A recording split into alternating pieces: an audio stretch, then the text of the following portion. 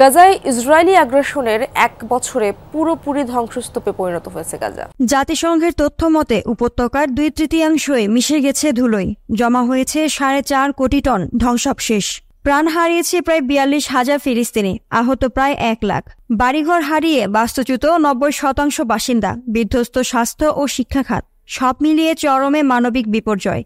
যেদিকে চোখ যায় শুধু ধ্বংসস্তূপ, দেখে বোঝার উপায় নেই একসময় এখানেও ছিল সাজানো গোছানো শহর। গেল ১ বছরে ইসরায়েলি তাণ্ডবে এভাবেই ধ্বংস হয়েছে গাজা উপত্যকা। ইসরায়েলের নির্বিচার তাণ্ডবে গাজা এখন আর বসবাসের উপযোগী নেই।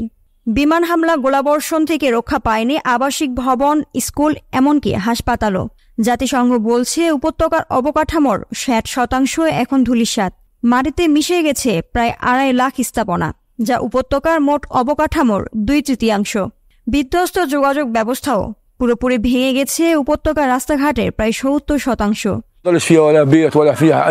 পুরো গাজাই ধ্বংসস্তূপ, সব জায়গায় ধ্বংসযজ্ঞের ছাপ স্পষ্ট। ইউএনডিপি বলছে পুরো উপত্যকা ঢাকা পড়ে আছে প্রায় ৪.৫ কোটি টন ধ্বংসস্তূপে, যেগুলোর মধ্যে ২.৫ কোটি টনে অবিস্ফোরিত বোমার বিপজ্জনক রাসায়নিকে দূষিত। এতে ছড়াচ্ছে শ্বাসতন্ত্রের নানা রোগ।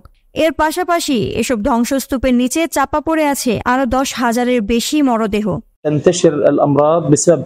বিস্ফোরকে থাকা বিপজ্জনক বিভিন্ন রাসায়নিক ছড়িয়ে প্রতিনিয়ত দূষিত হচ্ছে গাজার পরিবেশ। তবে এখানেই শেষ নয়, এসব বিপজ্জনক রাসায়নিকের প্রভাবে বাড়বে ক্যান্সার ও জন্মগত ত্রুটি। গেল ১ বছরে পুরোপুরি ধ্বংস করে দেওয়া হয়েছে গাজার স্বাস্থ্য খাত। ৩৬টি হাসপাতালের ১৯টি একেবারে অকার্যকর, বাকি ১৭টি কাজ করছে আংশিকভাবে, যেগুলোতে নেই পর্যাপ্ত পরিমাণ পরিষ্কার পানি, চিকিৎসা সরঞ্জাম, ঔষধ ও জ্বালানি। চরমে পৌঁছেছে মানবিক বিপর্যয়। দিন দিন প্রকট হচ্ছে খাবার ও বাসস্থানের সংকট। জাতিসংঘের জরিপ অনুযায়ী গাজার ৯০% মানুষই এখন বাস্তুচ্যুত, যাদের বেশিরভাগই আবাস হারিয়েছেন কয়েকবার করে।